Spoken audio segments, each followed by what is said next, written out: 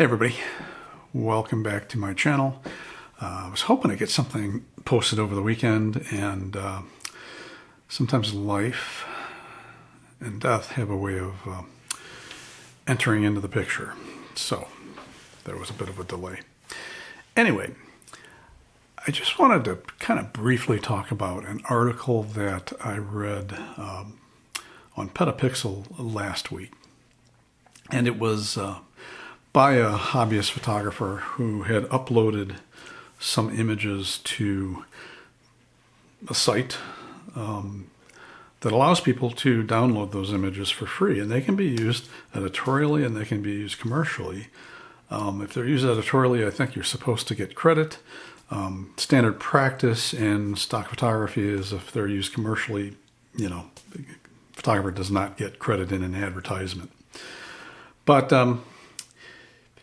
he realized that he'd made a mistake because he started looking at one travel magazine in particular that had downloaded one of his images and noticed that they use a lot of imagery from this free photo site.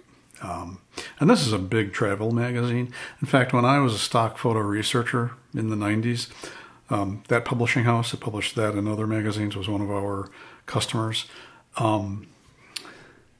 So I'm very familiar with them. But at least the author realized the mistake he made and was quite contrite. So good on him for doing that. But as I've said, and you might want to look back through my channel and look at some of the videos in stock photography, if your photograph is good enough for someone to publish, whether it be editorially, a magazine, travel, or in an advertisement, or on the nightly weather report, that's one I see all the time. And you see those nice weather pictures at the end of the weather report, they don't pay for those. But if your photographs are good enough for publication, they're good enough for you to get paid. So I understand that people get a thrill out of seeing their images published. I mean, it's a thrill. But you know what's an even better thrill than seeing your image get published? Getting paid for it. That's a nice big thrill. So I'll put a link to the article in the description. But before you upload to a site that offers your photos for free to anyone who wants to use them, really think about it. And don't sell yourself short. The author of this article said he didn't think his photos were that good. They were good enough for the travel magazine to use them. If you are going out with a camera frequently, you're probably going to get better and better. And if you're interested in learning and you're coming on, YouTube is a great place to learn. There are fantastic photographers here that are putting out information. They're putting out information on how to get good at this, and it's not costing you anything. So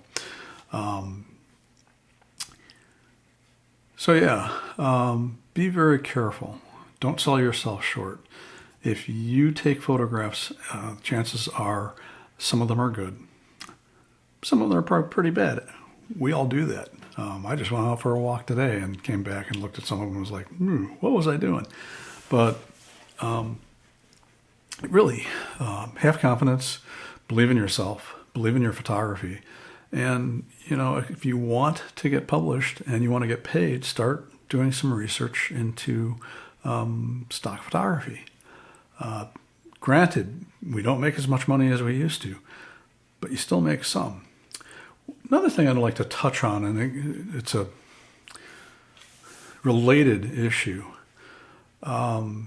is when you are posting on social media, you sometimes will see a company put out a post that says, hey, show your photographs of us of using our product, or it's Mega Airlines, and they're saying, show your photographs of a travel destination and use hashtag Mega Airlines. got to be careful with that. You got to go and find out what the terms and conditions they've put on that hashtag, because I guarantee you, for the most part, if you use that hashtag, you're giving them the right to use that photograph promotionally, and you're not going to get paid. So be real careful about that. Another thing, as far as social media is concerned, I would not upload high-resolution photographs to any of the sites like Instagram or Twitter. You don't want to make it easy for people to take your work. I've started watermarking my photos again. I was doing that, and then I wasn't. And I've decided that, the watermark is a little bit of an advertisement. It has my website on it. So if somebody's interested, they can get in touch with me. And it's in the corner of the image. It's relatively innocuous. So I've started doing that again. I think that's probably a good practice. Think about this. Companies are, the point of being in business is to make a profit. And so it's to increase, the goal is to maximize your profits and minimize your expenses. You're just helping companies that can absolutely afford to pay for your photos by putting them up on a free photo site.